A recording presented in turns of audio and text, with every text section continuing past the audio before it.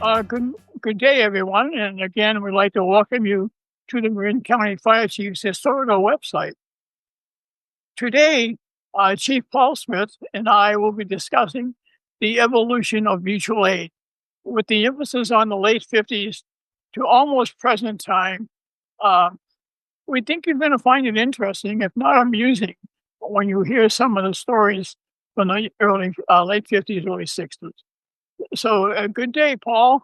And why don't you take us back to the good old days when you were a little boy in 1647 with bucket brigades?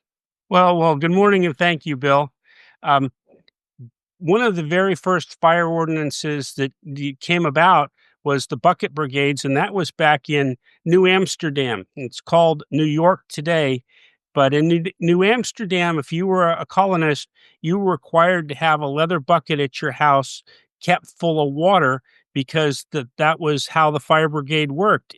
Neighbors helping neighbors, and that was kind of the first concept here of mutual aid.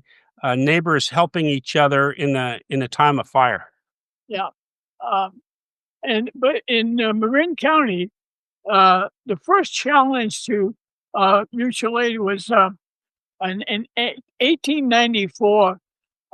In Marin County, the mutual aid was completely untested. Uh, there was no Larkspur Fire Department, no Corte Madera Fire Department, no Kentfield Fire Department. And what happened was Larkspur had a very uh, elaborate inn where people come from the city to stay in, and they went up in smoke in '94.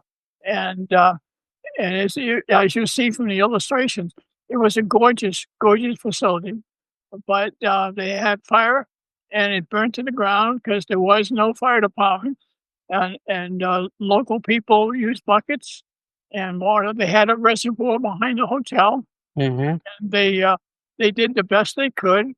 A sheriff ended up what we call it in today the incident commander, and the first time a mutual aid was sent out was sent to San Rafael Fire Department, which was probably the most established department of its time at the time, and they had to load all their equipment on a train and bring it around to Kentfield, San Anselmo, down to Larkspur. And by the time they arrived, there was no water, and it was just a mop-up operation. But Sure. and it proved to the citizens of Larkspur, anyway, and probably everybody else, that they needed some type of fire protection, and that was the beginning.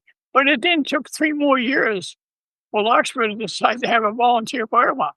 Sure. And so it was the first test, and it was completely unsuccessful.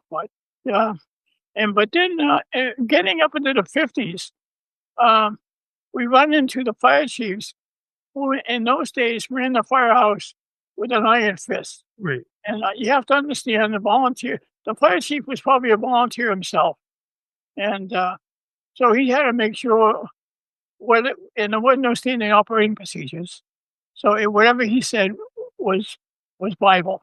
So what is this stop and do not enter all about, Paul? Well, um, back in your day, Bill, in the early years of my days, the the fire service city district town lines were lines in the sand, so to speak. If you work for a certain agency, and there was a fire in a neighboring agency, you had to stop at the city limits, and a lot of times, that's the way it was. Like you mentioned, Bill, the fire departments were run by the fire chief, may or may not have direction from his town council, and maybe a volunteer fire department, but they didn't cross the town lines. Um, Back in the evolution of mutual aid, I recall between Kentfield and Larkspur that we were part of, in North Larkspur up in North Magnolia, was very close to the Kentfield border and very close to Kentfield Fire Station. And in Greenbrae, when Larkspur opened Station 2 in Greenbrae, some of those homes in the Greenbrae Hills area were in the Kentfield Fire District, but much, much closer to, Larkspur Station 2 at the time. Eventually, the two chiefs got together. I think it was a guy named Bill Lellis in Larkspur and a guy named Bob Mariani in Kentfield. And they agreed, hey, if you have an incident across the border, you guys just go. But it was a handshake agreement. And I think some of these happened, through the county. There again, if the chiefs knew each other and were friendly with each other and got along with each other, those had a much more high chance of success, these handshake mutual aid agreements. Yeah. I guess John and Senate made it kind of more formal, correct? That's right. Chief Sennett in Larkspur and Chief Lando in Kentfield formalized those agreements between the two towns. And otherwise in Ross Valley, Ross Valley Fire Department was coming together with Sleepy Hollow and Fairfax and San Anselmo. So in the late 70s, early 80s, into the 80s, the mutual aid automatic aid system in Marin County, with the advent of run cards and that, really started to evolve, Bill. And people have to keep in mind in the late 50s when I came in the fire service in 1958. There was no radio communications between stations. We all had one-way radios to dispatch up on 4th Street in San Rafael. So Larkspur to go to Greenbrae had to drive right past the Kentville Firehouse, and you didn't know that we were responding to Bonnier Hill or to the Greenbrae homes and stuff like that, because lack of just there was no communications. Right, So right, each fire department had its own 911 phone number, so it was very difficult to tell one another, "We got a call, can you help us?" So, right, a handicap in a way, so but it got resolved, but sadly, like everything in life today, um, politics got involved, and politics happened to, a great guy, Frank Nelson of Corte Madera. Frank was one of those guys who was born and raised in Corte Madera and, became the fire chief for over 50 years, and, uh, and he would respond over those district lines because paralleling 101 on both sides of the freeway were strips of land that were in the county and would be covered by the Marin City Station, done by Sausalito. hmm Uh, and the city wanted to annex those areas, and the people in those areas did not want to be annexed. So the city council took a stance telling Frank, "Do not go over the city limits to go to Marin Joe's restaurant across the street where Denny's restaurant was." And Frank took it upon himself to put a deaf ear to that and didn't go over the line. Well, for his violating the code and city manager's orders, Frank Nelson had 10 days of pay taken out of his paycheck Wow. to flue fire at the restaurant. So the next time a fire occurred was a house fire over where the equipment rental offices are. And I'm on duty. I'm just assistant chief at the time, and I knew what was going on, so I called county right away. "You want us to go?" And of course they said, "Yeah, go." So I had to have permission from the county to go. So we went, and I remember driving by. They were 200 feet from the working structure fire. Stopped, watching the fire. The mother in the home had a baby. She was standing there crying, and everybody else was screaming at the fire department. Corte Madera, "Why don't you go?" They didn't understand the politics to it. Right. We knocked the fire down, but that event made front page paper in IJ, and that was the one that broke the back, and they annexed that area into Corte Madera.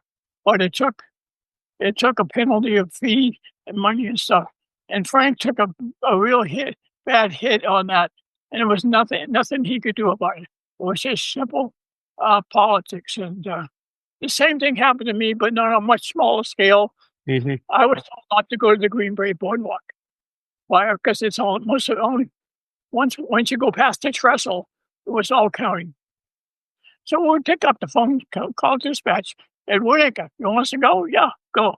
So I could tell my people, hey, we were asked to go. So it was a Right. sad time, and it's still kind of goes on a little bit today, but uh, Frank did a great job for the city, and those citizens need to remember him in that light. Right. You know, That's tough. That was some tough days. uh, And um, Bill, why don't we segue a little bit into how mutual aid started in the California mutual aid system? We'll talk a little bit about that. Um, I was a high school kid at the time. I'd moved from Northern California to Southern California when those LA fires kicked off in the 1960s. And I remember one morning, the Santa Ana winds were blowing all that weekend. And my brother and I got up in the morning and left the house to walk to school. We were in high school. And all the lawns in the neighborhood were covered with ash. And that was my first, that was over 50 years ago, Bill. And I'm going, this is crazy, because we knew the winds were bad, but had no idea what was going on just north of us in Los Angeles County. But it destroyed, you know, hundreds of homes. Some firefighters were injured. And what came out of that, and Bill, you were in the fire service at that time. I was in high school, but what came out of that was a group called Firescope, and they developed something called the incident command system, and how you coordinate resources and order resources and um, and try to do a better job. And frankly, in my world, that's where it all started, right, Bill? yeah, I agree with you. I think I want to give a shout out to those chief officers in Southern California who worked under that fire scope project.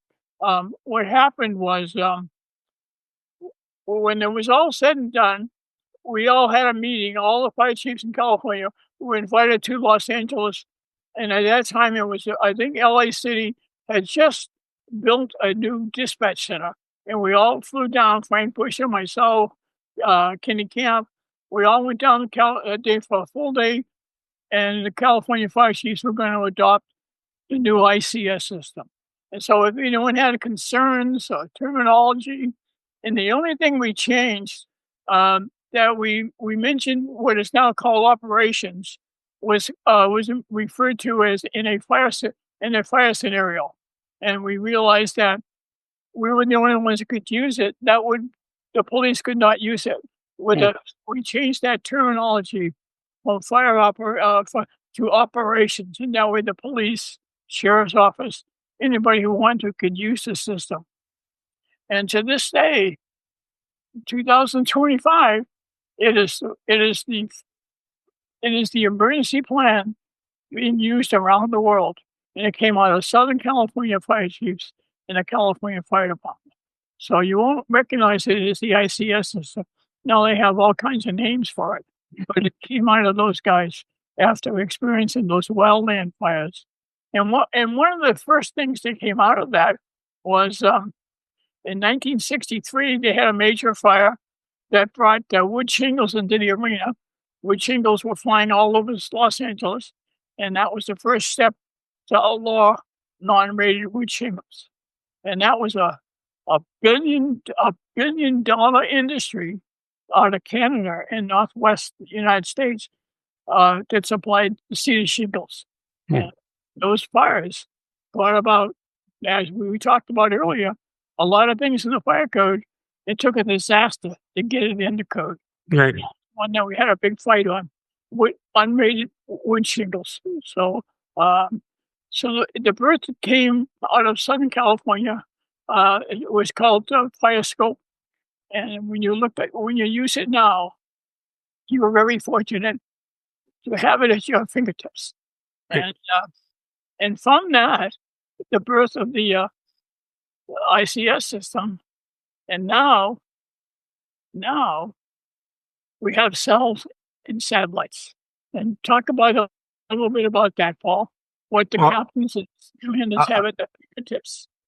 Well, Bill, last year you did a piece with Chief Matt Barnes down in Southern Marin, and he walked us through um, command and control in 2025. And you and I were fortunate enough to go to Marin County Com earlier this year. And I know you'll agree with me. The technology has really, really come a long ways. Uh, vehicle, auto vehicle locators, um, uh, tablet command, uh, mapping systems, and things like uh, systems that allow the IC to know where his people are, know where his equipment are, and mutual aid has become,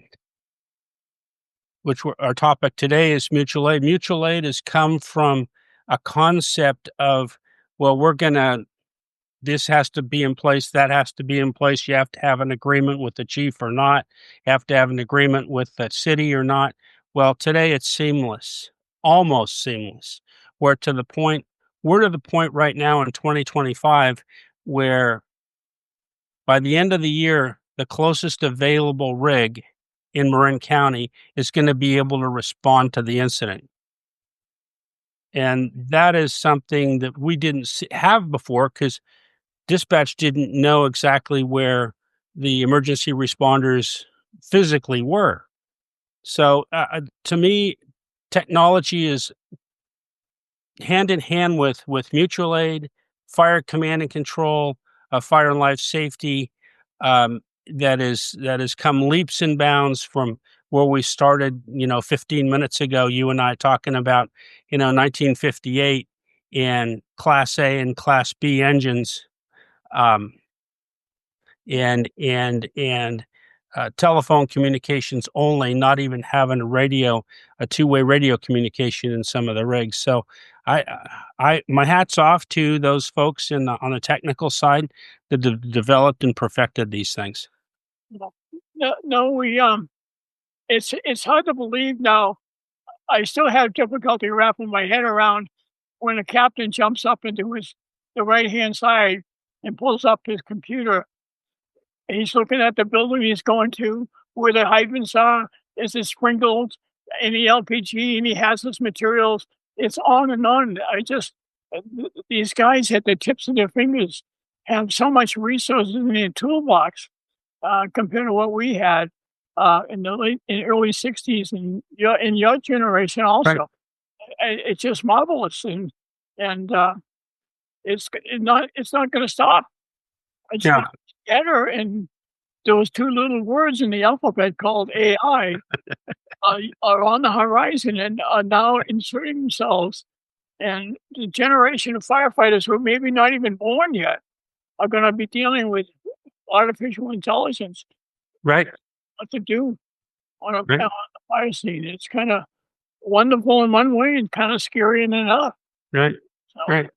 so and we have a long way. We've come a long way, and as we were talking about earlier, the only in the old days there was a Class A and a B pumper based on how much power you needed to move the water, and now you have 1, 2, 3, 4, 5, 6, 7 engine classifications, Mhm. specialized apparatus. I mean, it's incredible when I think about guys like myself, Bob Marcucci, George Hedimer from Fairfax, Stan Rowan from the county, Boy Bernard, Mill Valley, just to name a few of my colleagues, what we went through. But it was no problem. It was what the system was at that time. Right. And you just accepted it and performed under it and Right. did the best you could. But we have come a long, long way, and we should be very proud of what the guys in Southern California did on the fire scope to start this whole up. So the end is not even in sight yet. Right. Right. So other than that, I think we pretty much covered how mutual aid works now. I think so. Um, I think so. We've taken from the bucket brigades all the way to automatic vehicle locator and dispatch, and the resources the fire officers have at their hands today. And I know, Bill, it's been a pleasure this morning chatting with you and talking about mutual aid and documenting kind of how where we came from, and where we are today. And I want to say thanks again to Marin Fire History for this program. Yeah, and I want to give a shout out to the guy behind the cameras and Dan White, who is a Drake High School graduate, which speaks, I don't know yet, volumes or not. And, but Dan's the one who puts it up on the air, and he needs to have credit. He he doesn't appear on the show much. When you see him, you'll understand why. But other than he's gonna cut this anyway, so that's okay with me. So, we hope you enjoyed today's program. We enjoyed bringing it to you, and I wanna give you a heads up for a program that's in the making coming where you won't believe it. The report of a structure fire, they would send a pickup first to see if it was really a fire before they send an engine. That is actual facts that happened in Marin County, and we're gonna be talking about that in an up and coming show. So with that, we'll say bye. Have a great day, be safe, and take care of yourselves.